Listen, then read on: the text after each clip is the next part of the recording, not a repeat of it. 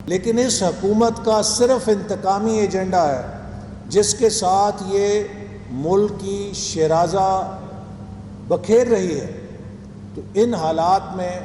Opposition کی دو بڑی جماعتیں متفق ہیں کہ اس نااہل حکومت سے نجات حاصل کرنا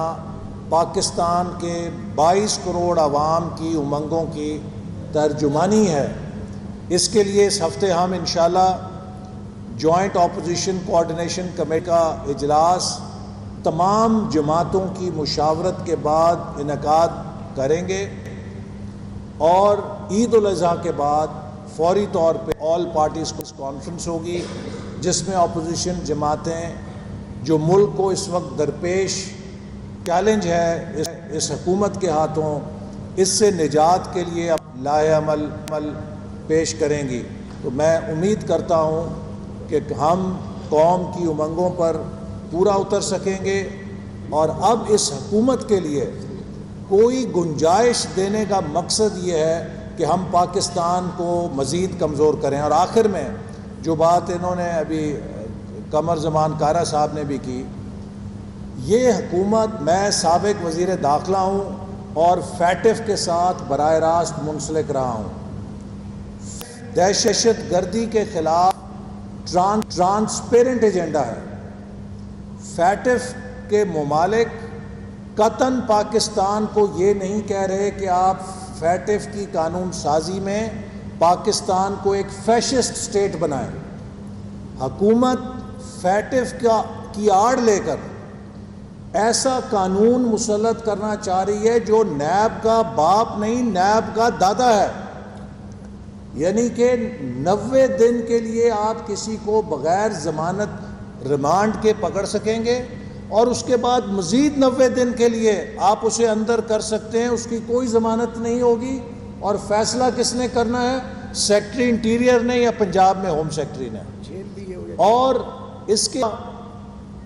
کسی بزنس مین کو، کسی تاجر کو،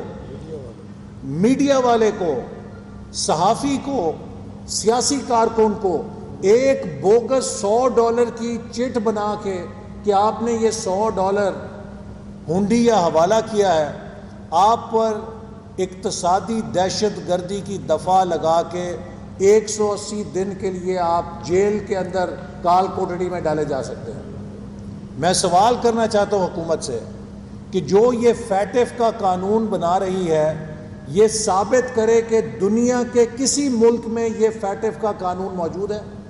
حتیٰ یہ کہ افغانستان کے اندر بھی ایسا قانون موجود نہیں ہے، انڈیا کے اندر، بنگلہ دیش کے اندر، سری لنکا کے اندر، نیپال کے اندر۔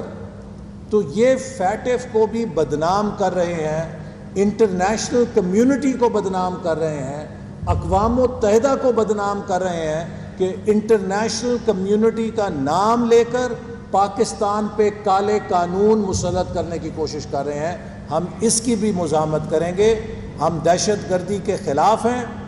ہم فیٹف کی جو کمپلائنس ہے اس کے حق میں ہیں، لیکن حکومت کو یہ اجازت نہیں دے سکتے کہ یہ فیٹف کا آڑ لے کر پاکستان کے اوپر ایسے کالے قانون مسلط کر دے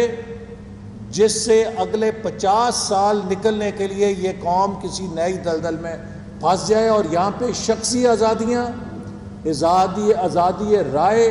کی آزادی اور سیاسی حقوق سلب کر لیے جائیں۔